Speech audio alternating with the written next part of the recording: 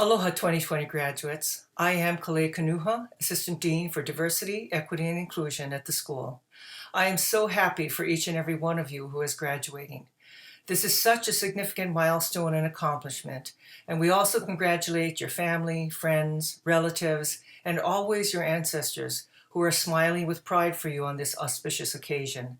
They are proud of you, and we are proud of you. It gives me great pleasure to introduce Professor Beth Ritchie, who will be sharing some of her brilliance, kindness, and inspiration with us today. This year marks the 40th year that Beth and I have been friends and comrades in the work to end violence against women, particularly focused on Native and women of color and LGBTQ communities. Dr. Ritchie has bachelor's and master's degrees in social work before veering off into sociology and women's studies for her doctorate. Professor Ritchie is one of the most sought-after Black feminist scholar activists in the U.S., with her work on the intersection of sexism, racism, and interpersonal violence in the criminal legal system, particularly targeted against Black women and the African American community. Her work on the buildup of America's prison nation focuses on the powerful stories of queer, Black, poor, and older persons who are overly surveilled by the police. Dr. Ritchie's current work on abolition feminism is forthcoming in a new book with Professor Angela Davis. For these perilous days we are in right now, and for all of the days ahead where we must struggle to stay in the long battle to end racist policies and practices by advocating for justice, we welcome the heart, mind, and spirit of Professor Beth Ritchie. Thank you, Professor Kanuha, for this opportunity to address these amazing graduating students and their families and loved ones, and your esteemed faculty. I've long admired the University of Washington School of Social Work, and because I know that graduation is a very special time, and graduation speeches take precious moments from celebrations, I'm going to keep my remarks brief. In particular, I'm going to pass quickly, maybe too quickly, over the obvious things. This is a time that graduates should pause and take a deep breath. The papers are done, the exams have been submitted, the internships are over, and it's also a time that you should recognize all those who helped you do all of those things. You should call the names of your parents and guardians, acknowledge your loved ones, look your children in the eye with pride, reach out and join in your neighborhood events again, and appreciate deeply your professors and mentors. It's a time where you have decisions to make about your future, adjustments about how to balance things again, and commitments to make or remake to the people, ideas, to your projects and your work. It's a privilege to do all of those things, to make decisions, to make commitments, and to breathe, to breathe. I've been a social worker for over 40 years, leading a criminology program at the University of Illinois at Chicago as a social worker, researching gender violence as a social worker, teaching in a maximum security prison for who the state defined as men as a social worker, writing a new book about abolition feminism as a social worker, raising a child with my partner as a social worker.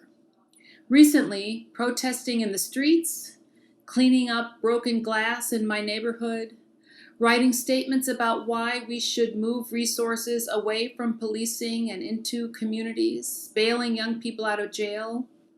All of this as a social worker, a Black feminist social worker, a Black feminist queer social worker committed to ending the tyranny of violence and anti-Black racism, and all those things that support that.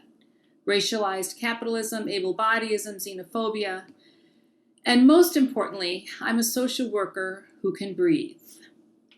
And so are each of you. You're graduating from the University of Washington during a pandemic that exposed the racial and class inequality associated with death. You're graduating as social workers during an economic crisis that will disproportionately impact poor people, disabled people, queer people, people of color.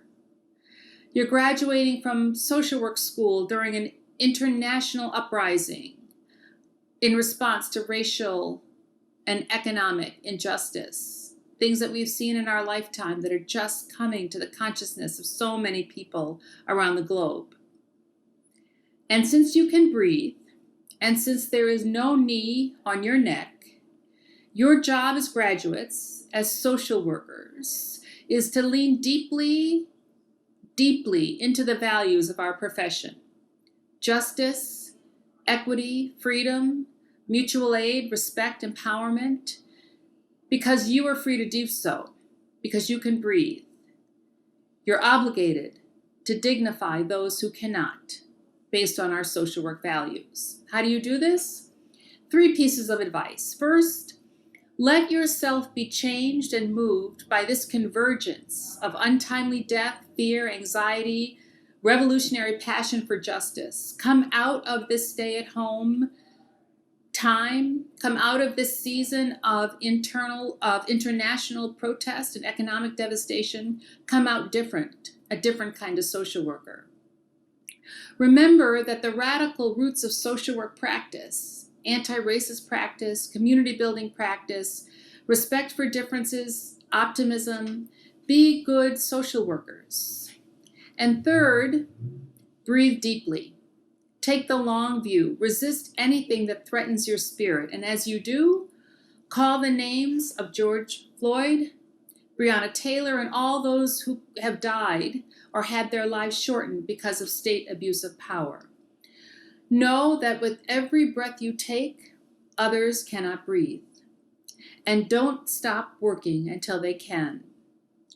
I end with a quote from Ella's song from the amazing Black feminist a cappella group. "We who believe in freedom cannot rest until it comes." Celebrate your graduation, sleep late, catch up with those who you love, and then regroup and fight.